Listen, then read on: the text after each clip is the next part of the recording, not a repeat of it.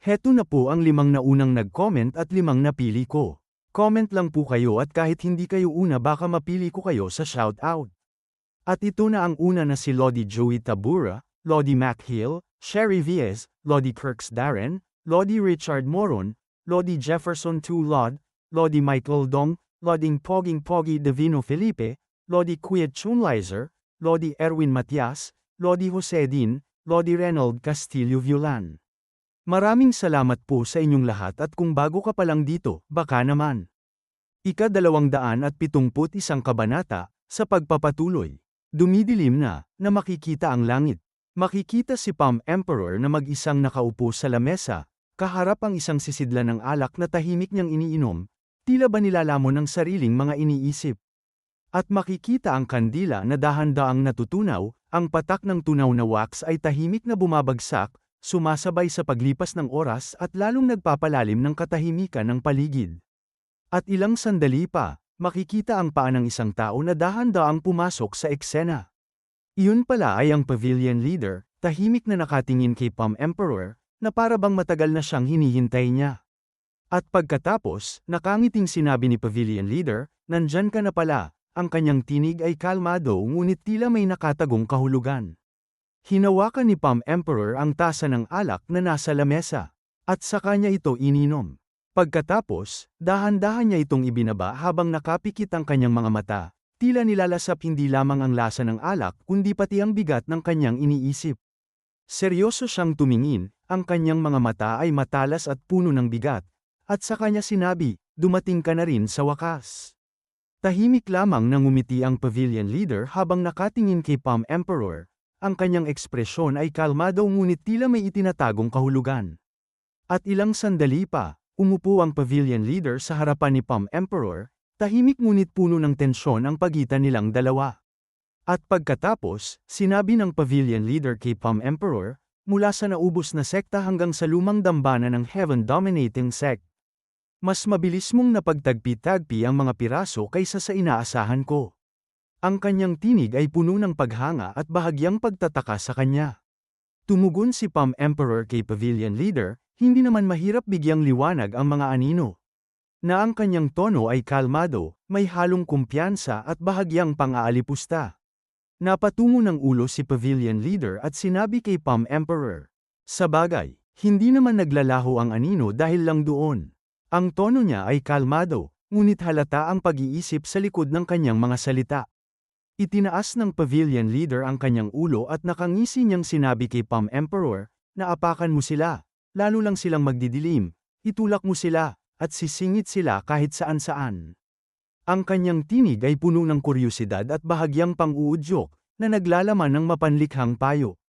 Sumagot si Palm Emperor kay pavilion leader habang nakangisi, "Pero, hindi pwedeng magkaroon ng anino kung walang liwanag." Ang kanyang tinig ay puno ng tiwala sa sarili, kasabay ng isang bahagyang pang-aalipusta. Muling sinabi ng pavilion leader kay Palm Emperor, "Nasabi na nga ba? Hindi ka basta-basta naloloko sa mabubulaklak na salita?" Napangisi si Palm Emperor at nakangisi siyang tumingin kay pavilion leader, ang kanyang ekspresyon ay puno ng kumpiyansa at bahagyang kasiyahan sa sitwasyon. Nakangisi din sa kanya ng tahimik si pavilion leader. Nakataas ang kilay na nakatingin si Palm Emperor dito na sinabi pa niya na nalalayo na tayo sa usapan. At pagkatapos ay tinanong niya na bakit mo ako gustong makita. Sinagot naman siya nito na gumuho na ang mundo ng martial arts. Dagdag pa nito habang naiisip ang mga taong ito na ang mga orthodox at unorthodox sect ay matagal nang naging pangalan na lang na walang saysay. Itinuro naman siya ni Palm Emperor habang nakangiwi ang labing sinabi na hindi ba kayo rin naman ang naghasik ng gulo para burahin ang mga pangalang yan. Itinaas naman nito ang isang daliri at sinagot siya na ang martial world ay pinapanatili ng kaayusan. Hindi ng pangalan. Nire-write lang namin ang kaayusang yon. At itinuro pa ibaba ang daliri nito at sinabi pa na at kung may tatayo sa sentro nito, mas magiging matatag ang martial world. May inis sa mukha ni Palm Emperor na sinabi niya na sinusubukan mo ba akong amuin o hikayatin. At makikita ang kamay nito na ibinukas sa kanyang harapan. At pagkatapos sinabi pa nito sa kanya na kung ikaw ang pag-uusapan, posible yun. Dagdag pa niya habang naiisip ito na ang isang taong may pananaw na lampas sa mga paksayon, may layunin, at may malamig na pagpapasya gaya mo ay kwalipikadong tumayo sa sentro ng martial world. Napangiti naman sa kanya si Palm Emperor. At muling uminom ng alak habang sinasabi na sa pakikinig sa'yo, parang inaalok mo sa akin ang trono ng pinuno ah. Sinagot siya ng pavilion leader na kung para ito sa kaayusan at kapayapaan ng martial world. Hindi kalabisan ang tawaging pinuno. Ngunit malakas na ibinagsak ni Palm Emperor ang baso sa lamesa.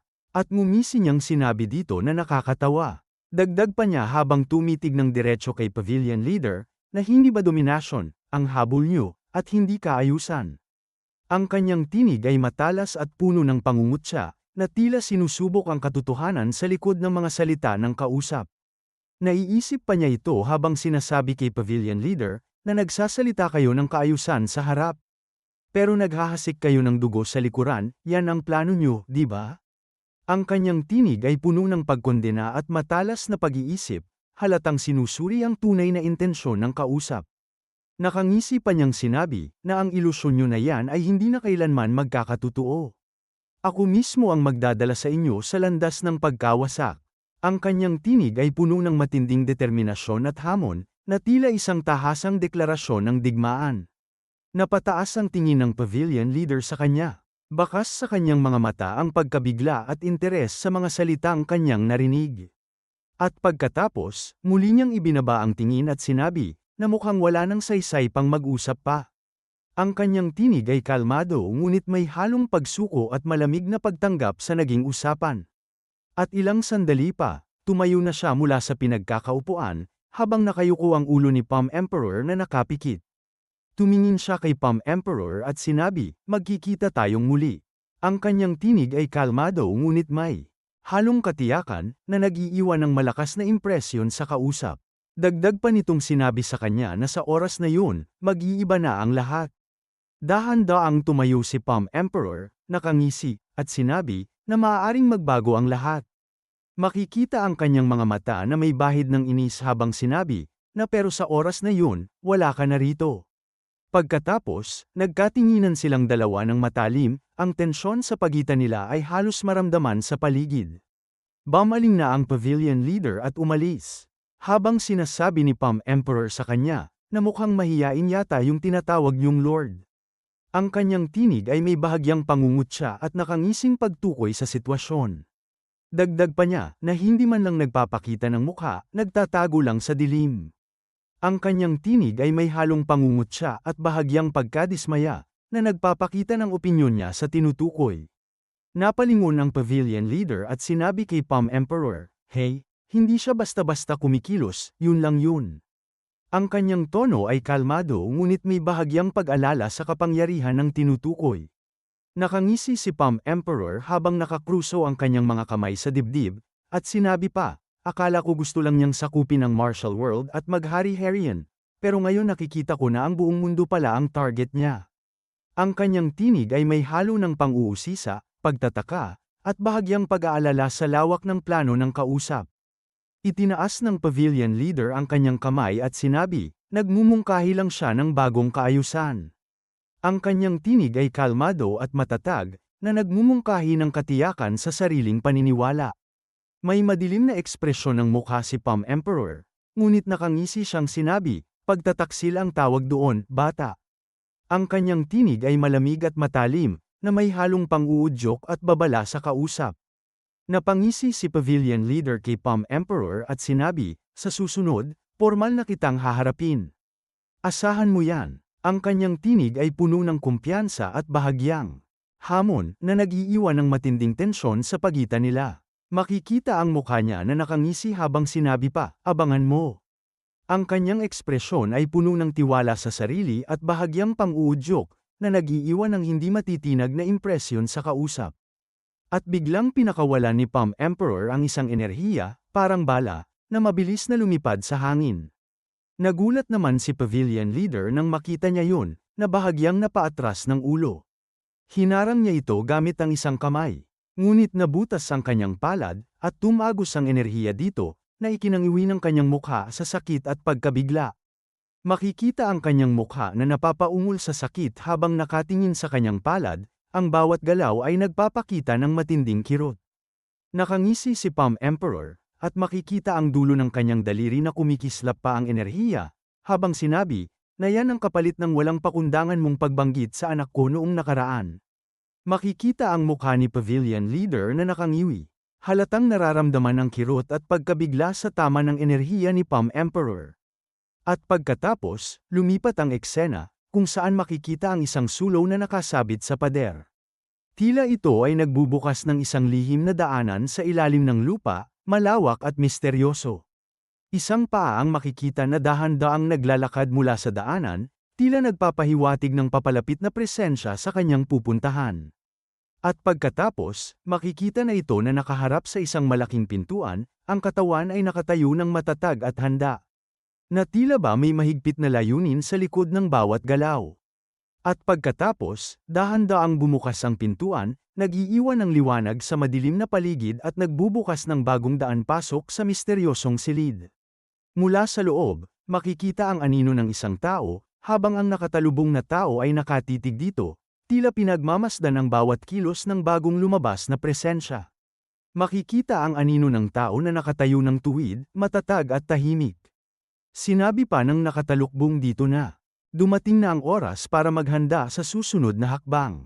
Makikita ito na napalingon, ang kanyang tingin ay maingat at mapanuri, tila sinusuri ang paligid bago gumawa ng susunod na galaw. At pagkatapos ay napangiwi ito ng mukha. At dito na po nagtatapos ang ika-271 kabanata.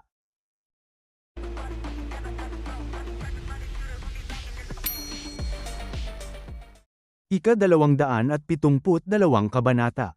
Sa pagpapatuloy, makikita ang isang maliit na dambana. Dito makikita si Song Woo-moon, may seryosong tingin. At mahigpit na hawak ang isang sulat sa kanyang kamay. Ayon sa sulat na hawak niya mula sa kanyang lolo, nakasaad na nakipagsabwatan na ang mga Hidden Force sa mga sekta ng Justice Alliance. Kumakalat na ang kadiliman sa loob, kaya mag-ingat kayo, ang babala na nagdudulot ng pangamba at tensyon sa isip ni Song Woo-moon. At pagkatapos, nakapikit si Song Woo-moon at sinabi, ganoon na nga, nagkatotoo na ang mga kinatatakutan ko. Ang kanyang tinig ay puno ng bigat habang unti-unting tinatanggap ang katotohanan. Nakatingin sa kanya ang dalawa na sinabi ni Mara na Woo-moon. Napalingon si Song Woo-moon sa kanila at sinabi, pasensya na kung tinawag ko kayo ng bigla. Wala na akong ibang mapagpipilian. Ang kanyang tinig ay may halong pag-aalala at kabigatan, nagpapakita ng desperasyon sa sitwasyon. At pagkatapos kinausap niya ang dalawa habang sinasabi sa kwento na inabot ni Song Woo-moon ang sulat mula kay Baek Sang-on sa kanilang dalawa. At nag-usap sila tungkol sa Hidden Force. At pagkatapos, seryosong sinabi ni Song Woo-moon, na mukhang mahirap nang ayusin ang gulo na to sa loob lang ng Justice Alliance, kaya ko kayo tinawag.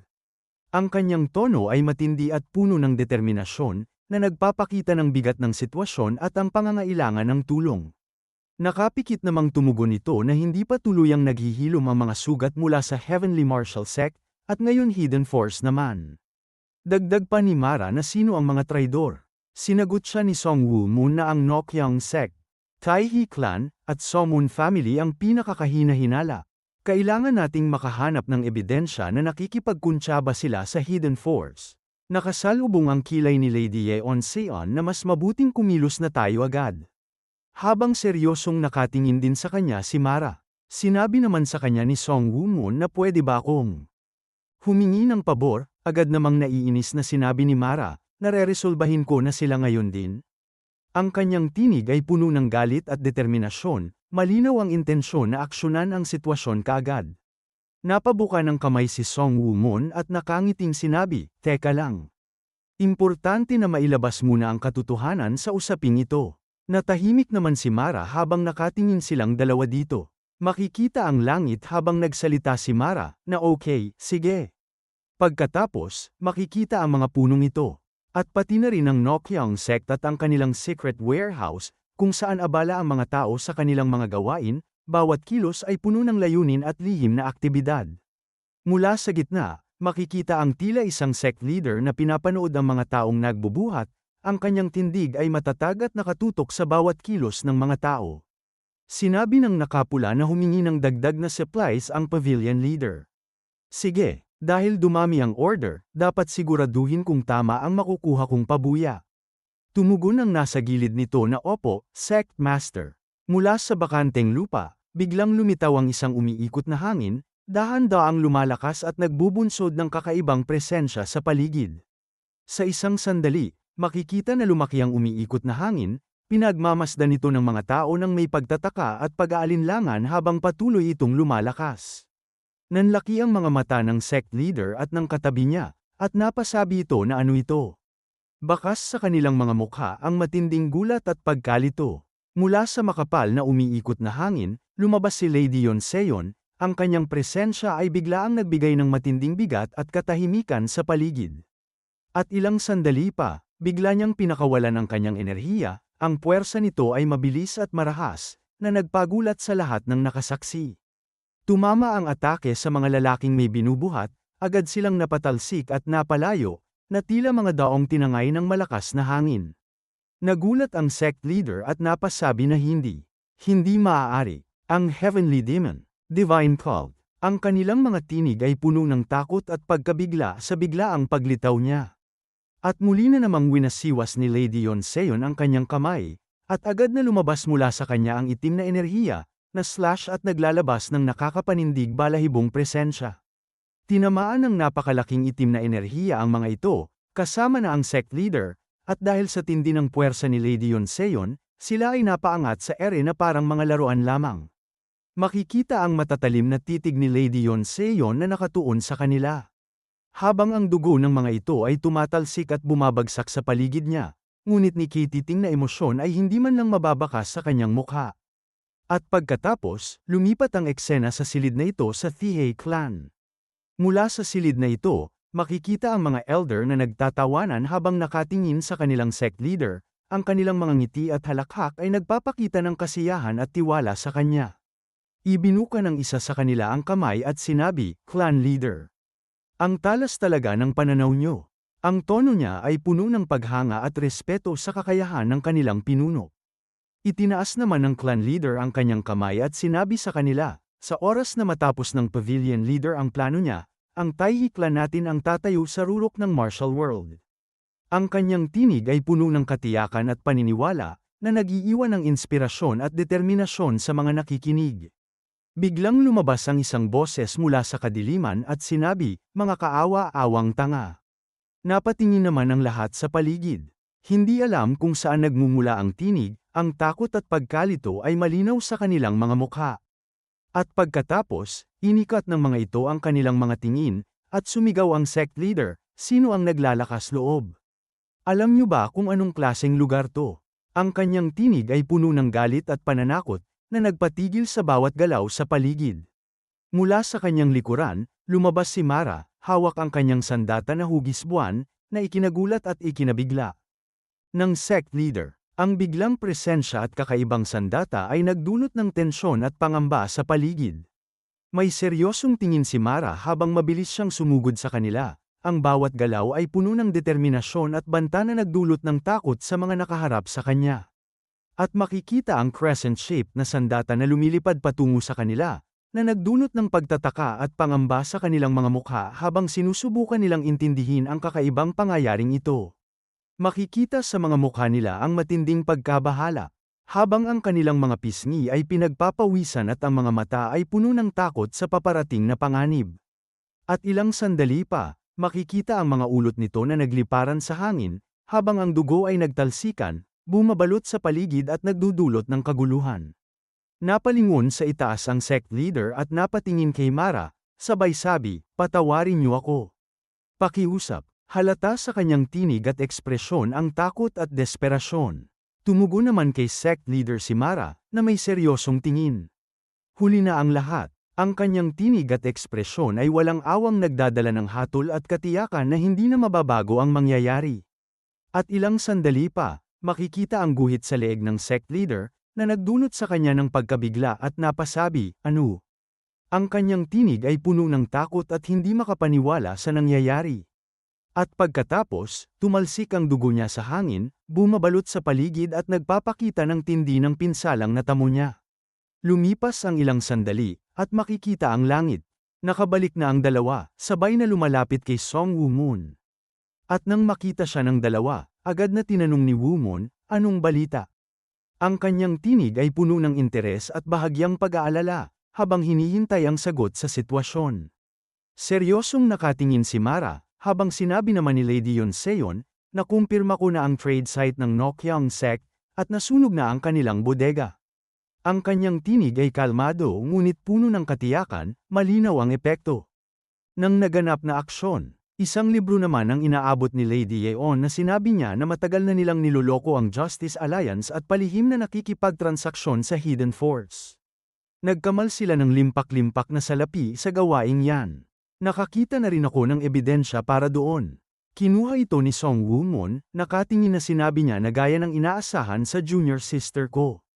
Wala kang mintis. Kumusta naman sa panig mo, Mara? Sumanyas lang sa kanya si Mara na pinutol daw niya ang mga ulo nito. At pagkatapos sinabi niya na naitamba ko na ang mga pinuno ng Taehi clan, at wala nang natirang bakas. Nakatungong sinabi naman si Woo-moon na dati pa man ay uhaw na sa kapangyarihan ang Taehi clan. Ang kasakiman na yan ang nagtulak sa kanila na makipagkamay sa Hidden Force.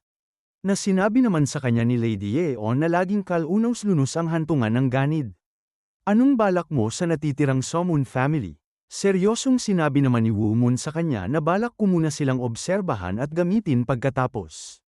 Kinabukasan, mabilis na tinipon ni Song Woo-moon ang mga elder. At napuno ang kwarto ng nakabibinging katahimikan. Sinabi naman sa kanila ni Woo-moon na lumabas na ang katotohanan. Ang Nokyang Sect at Taehi clan ay sangkot sa mga tiwaling gawain na nagbabanta sa pundasyon ng martial world.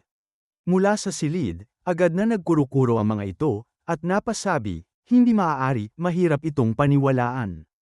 Halata sa kanilang tono at ekspresyon ang pagkabigla at pag-aalinlangan sa naganap. Napatayo si Woo-moon at sinabi sa mga ito na hindi pa natin pwedeng ilabas ang lahat ng detalye ngayon. Pero nakagawa na tayo ng kaukulang aksyon laban sa dalawang paksyong yan. Napahampas naman ang isang elder sa lamesa, at pagkatapos, sumigaw ang isa, paano nyo na isagawa ang ganoon kabigat na desisyon nang hindi tayo nagpupulong? Nainis na napatingin sa kanya si Song Woo-moon at sinabi, hindi na natin pwedeng aksayahin ang oras para maiwasan ang gulo. Napataas naman ang kausap niya ng ulo. Nakatingin kay Woo-moon, at nanlaki ang mga mata sa pagkabigla sa kanyang sagot. Bahagyang ibinaba ni Woo-moon ang kanyang ulo, tahimik at mahinahon, na nagpapahiwatig ng pag-iisip at pagninilay sa nangyari. At pagkatapos, mahinahong sinabi niya, makinig kayong lahat ng mabuti. Ang kanyang tinig ay kalmado ngunit puno ng awtoridad, na nag-iiwan ng malinaw na utos sa lahat ng nakikinig. Dagdag pa niya sa mga ito na kahit nasa ilalim pa kayo ng pangalan ng Justice Alliance, kung mayroon sa inyong nakipag-alyansa sa dilim. Hinding-hindi ko kayo papatawarin, kahit sino pa kayo. Na makikita ang kanyang kamao na mahigpit na itinikom. Makikita siya na may gulat sa mukha, nakatingin kay Woo-moon na tila natulala, ang kanyang mga mata ay malawak at ang katawan ay parang hindi makagalaw sa pagkabigla. Seryosong sinabi pa ni Woo-moon dito na naintindihan niyo ba ang ibig kong sabihin? At pagkatapos, makikita ang mukha niya na napasimangot habang nakatingin kay Woo-moon, ang kanyang ekspresyon ay puno ng pag-aalinlangan at bahagyang galit. At dito na po nagtatapos ang ika-272 kabanata.